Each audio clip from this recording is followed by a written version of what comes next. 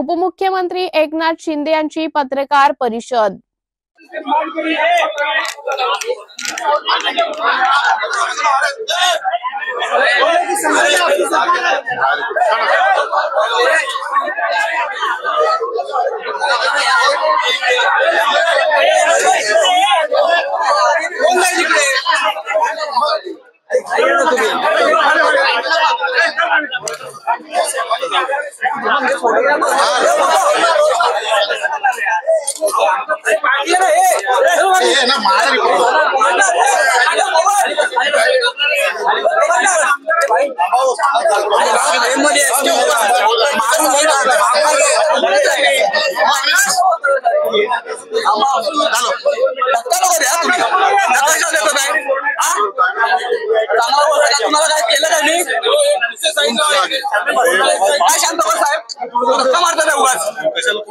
तुम्ही मारला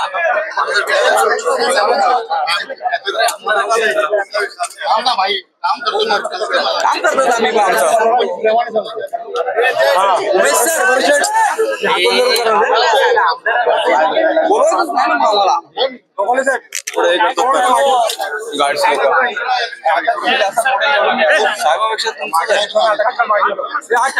भाई फोटोग्राफर चल ना थांबला सत्कार होता ना जातो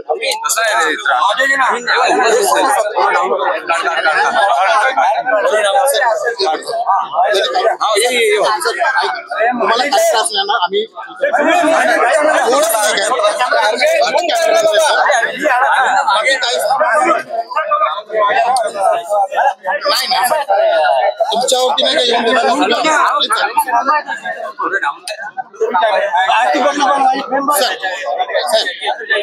मला थोडी जास्त नाही थोडीशी मित्र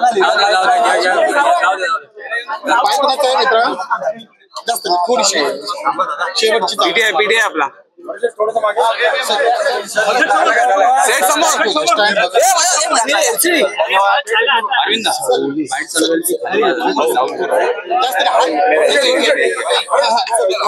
एक नंबर दिला का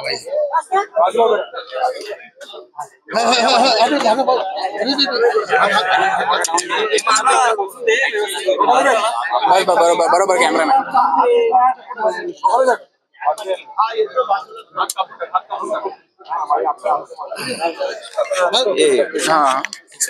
ललित आहे तुम्ही सांगा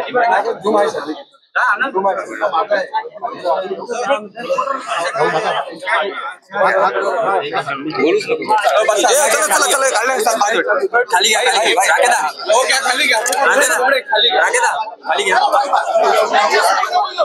थोडासा कमांडर मला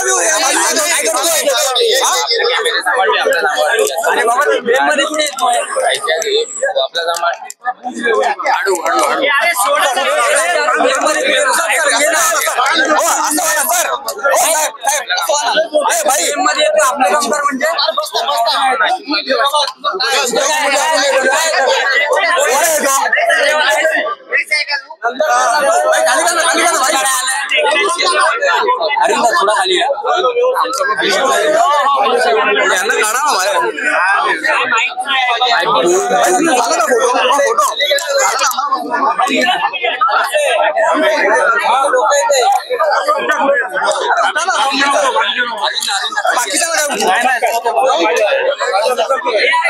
किती फोटो काढणार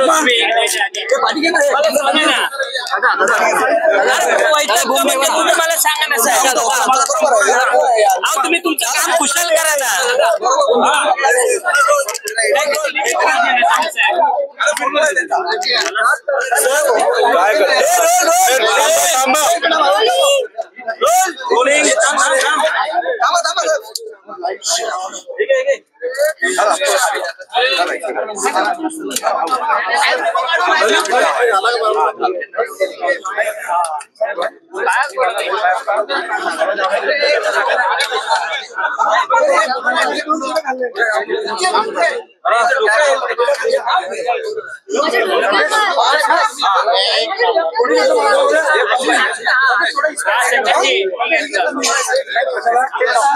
अरविंद दुसरा अरविंद तिसरा अरविंद 3 अरविंद आहे थोडस पुढे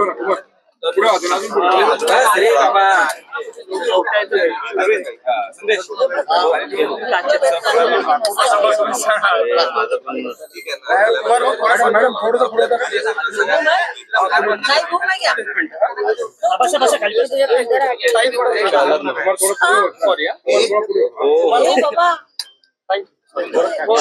शांत होता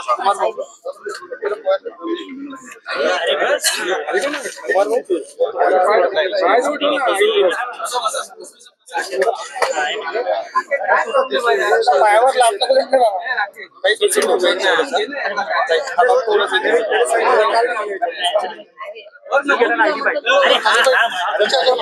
सर पुन्हा एकदा अधिवेशन सुरू झालेलं आहे आणि अधिवेशनात मुख्यतः ईव्हीएमच्या विरोधात अजूनही आंदोलन सुरू आहे विरोधकांचं. पहिल्या दिवशी देखील आंदोलन केलं, काल उद्धव ठाकरेंनी देखील ईव्हीएमच्या संदर्भात प्रश्न उपस्थित केले आहेत. काय वाटतं आपल्याला? म्हणजे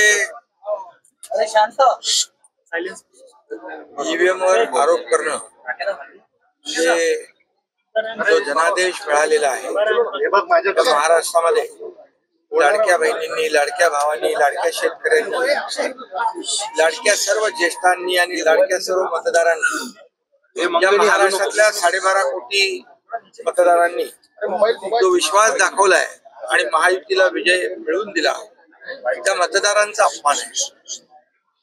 खरं म्हणजे जेव्हा एमईच्या बाजूने निकाल लागतो तेव्हा ईव्हीएम पण चांगलं असतं, निवडणूक आयोग पण चांगला असतो.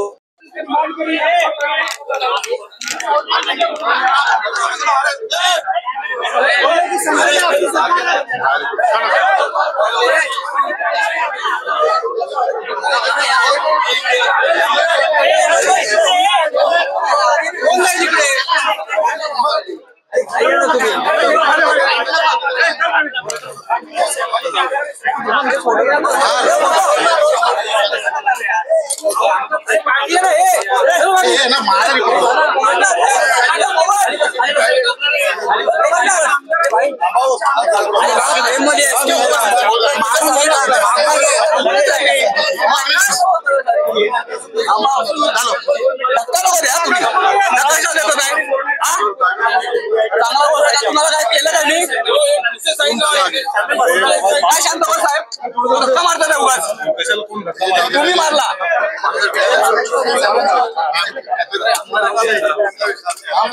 काम करतो आम्ही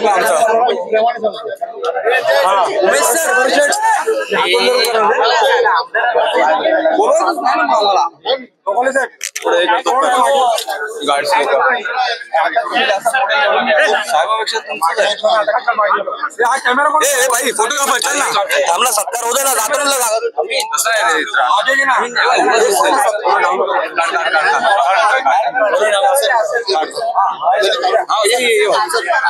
तुम्हाला काय त्रास नाही ना, आम्ही नाही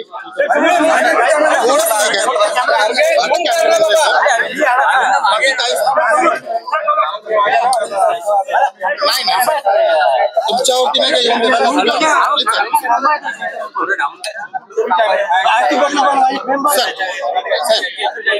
मला थोडी जास्त नाही, थोडी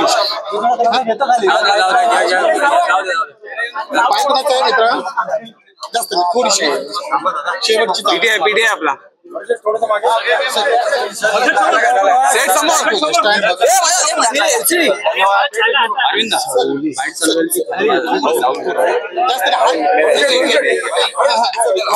एक नंबर दिली जागा पाहिजे.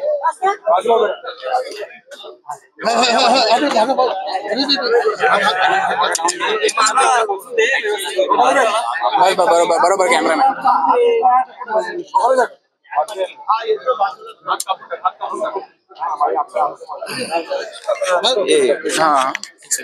दलित आहे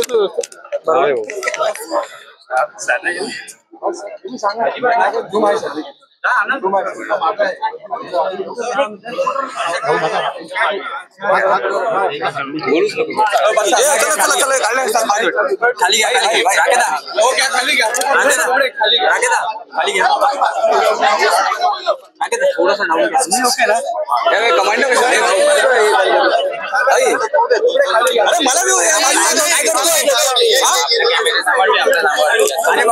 मध्ये कुठे येतोय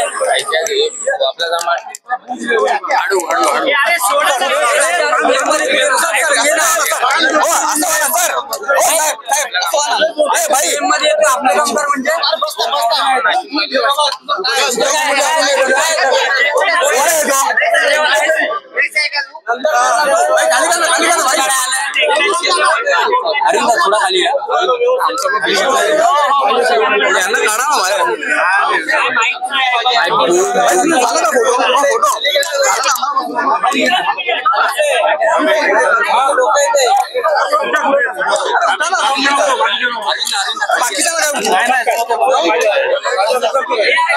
किती फोटो काढणार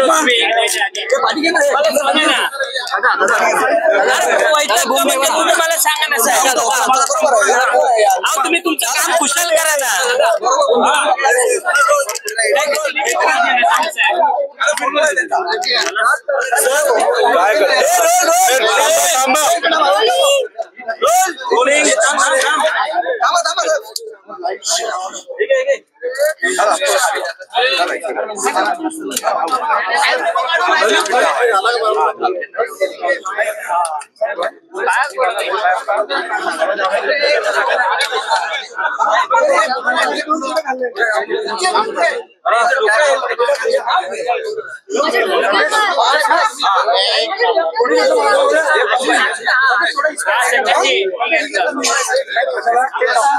अरविंद दुसरा अरविंद तिसरा अरविंद 3 अरविंद आहे थोडस पुढे पुढे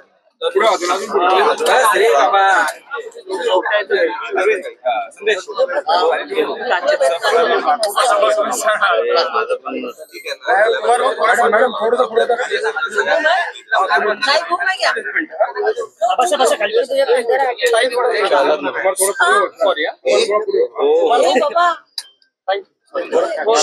शांत होता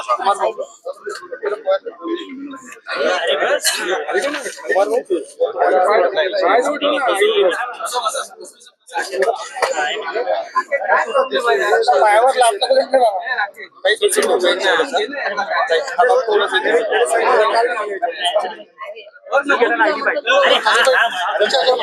सर पुन्हा एकदा अधिवेशन सुरू झालेलं आहे आणि अधिवेशन मुख्यतः ईव्हीएमच्या विरोधात अजूनही आंदोलन सुरू आहे विरोधकांचं.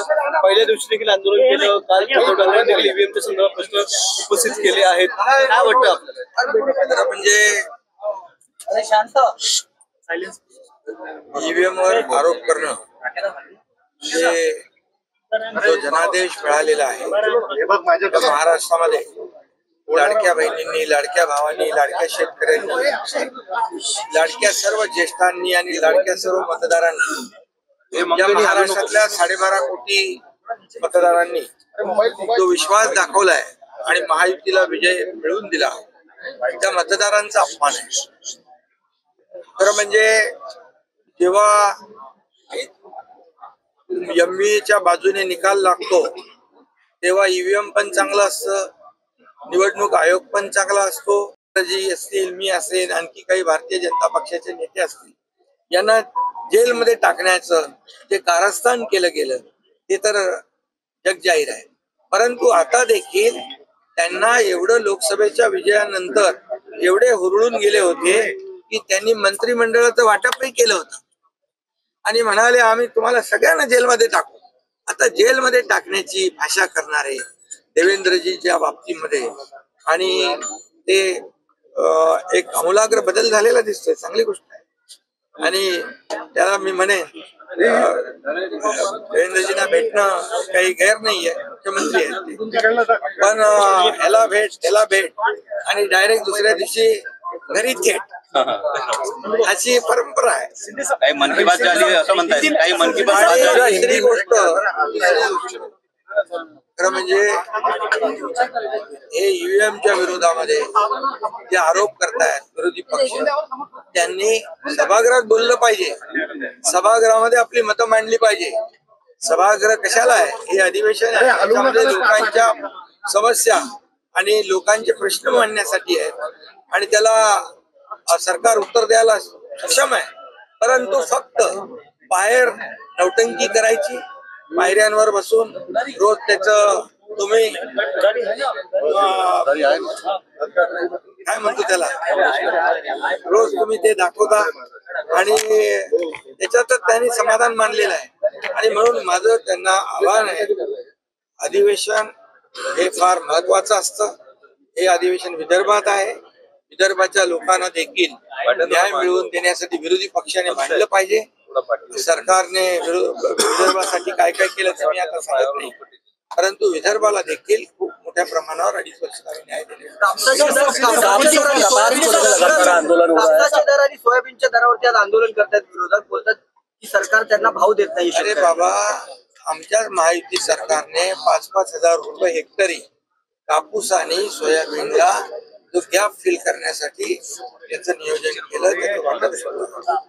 त्यामुळे सरकारने शेतकऱ्यांच्या नुकसान भरपाई पोटी आतापर्यंत 15,000 कोटी रुपये दिले.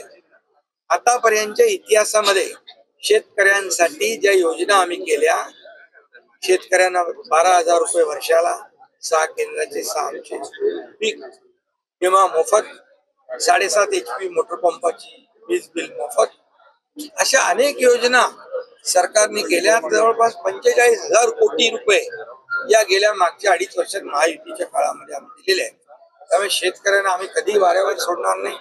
आता देवेंद्रजींच्या नेतृत्वाखाली सरकार अतिशय वेगाने काम करेल, आणखी गतिमानतेने आम्ही काम करू आणि एक टीम म्हणून काम करू आणि शेतकरी आमचं केंद्रबिंदू.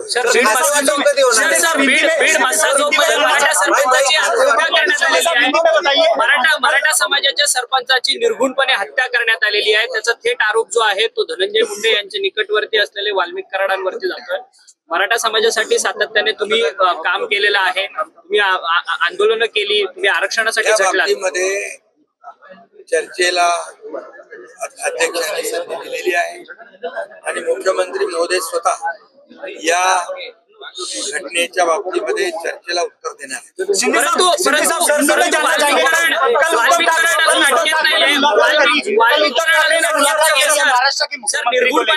आप किस तरह से देखते हैं इस मुलाकात? अतिशय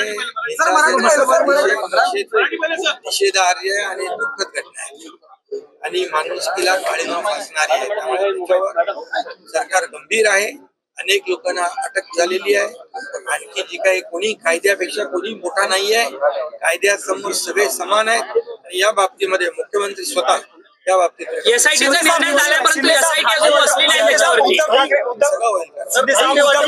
मुख्यमंत्री से मिले हैं, याच्यावरून देखील विरोधक होते की आम्हाला प्रश्नांची उत्तर कोण देणार, अजून खाद्यपदार्थ नाही. अरे मुख्यमंत्री, दोन्ही उपमुख्यमंत्री सक्षम आहे. तुम्हाला काय उत्तर पाहिजे? तुमच्या सगळ्या प्रश्नांना उत्तर द्यायला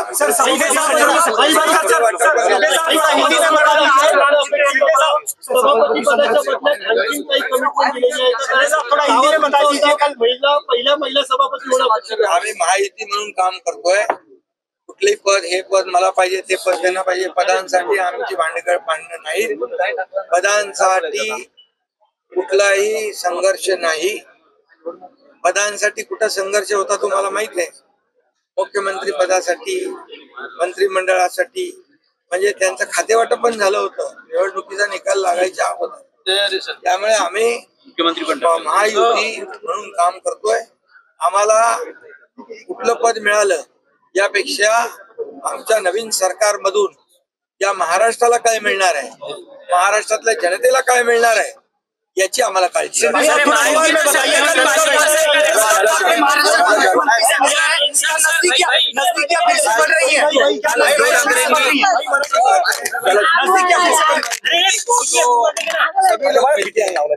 सभी विरोधी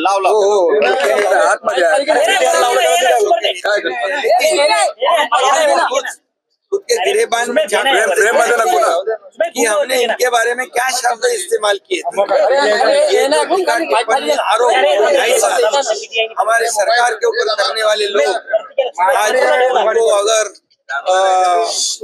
क्या कहते हैं अच्छी बातें दिमाग में आती होगी तो अच्छा है। Sir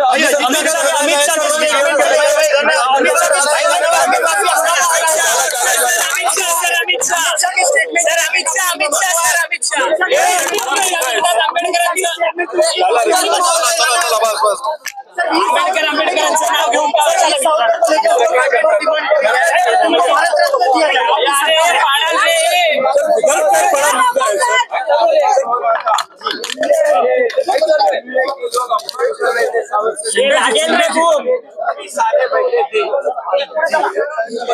sir